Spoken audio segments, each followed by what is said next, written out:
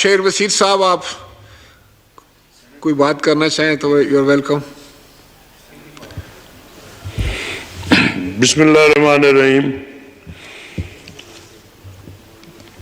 मैंने तो जब आप वाबड़ा के फेडरल मिनिस्टर बने तो उस वक्त भी मुबारकबाद दी थी। जब आप प्राइम मिनिस्टर पाकिस्तान बने उस वक्त भी मुबारकबाद दी थी।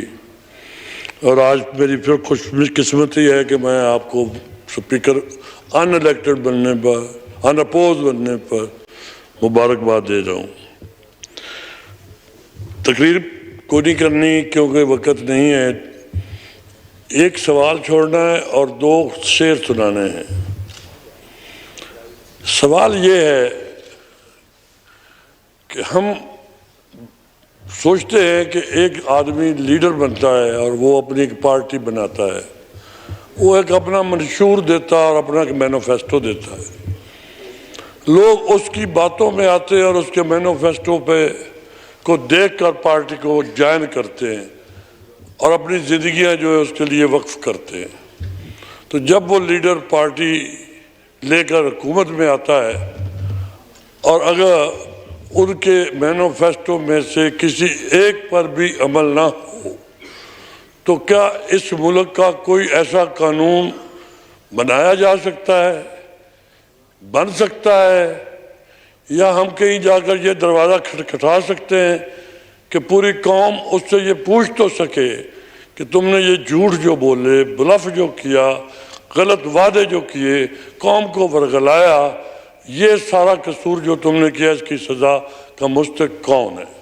मुझे आज तक 5वीं दफ़ा मैं असम्बली में आया हूँ, मुझे ये सवाल का जवाब ज़रूर चाहिए। खा वो आपके असम्बली की तरफ से मुझे रिटर्न आ जाए, सेक्रेटरी साहब बैठे हैं वो भेज दें कि मेरा सवाल वैलिड है या नॉट वैलिड है, मैं सुप्रीम कोर्ट में चला जाऊँ।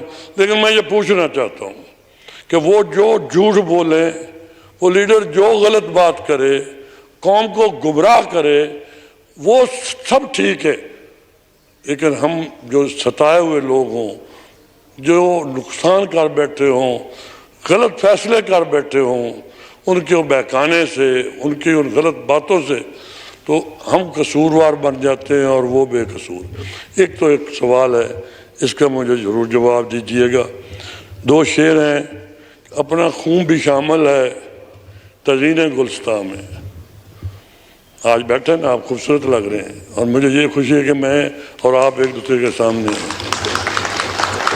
अपना खून भी शामिल है तज़ीन गुलस्तां में, क्योंकि हम पहले बंदे हैं जिन्होंने बगावत की है उनके खिलाफ, जो अपने आप को बड़े। अपना खून भी शामिल है तज़ीन गुलस्तां में, हमें भी याद कर लेना चमन में जब बहार आए।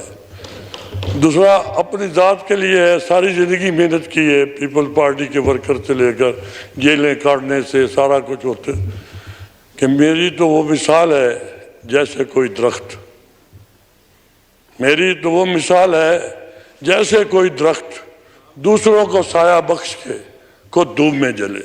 बहुत शुक्रिया। खीलदास साहब, आप और अभी नवीद जीवा साहब 2 रह गए हैं, तो या तो आपको मंडे पे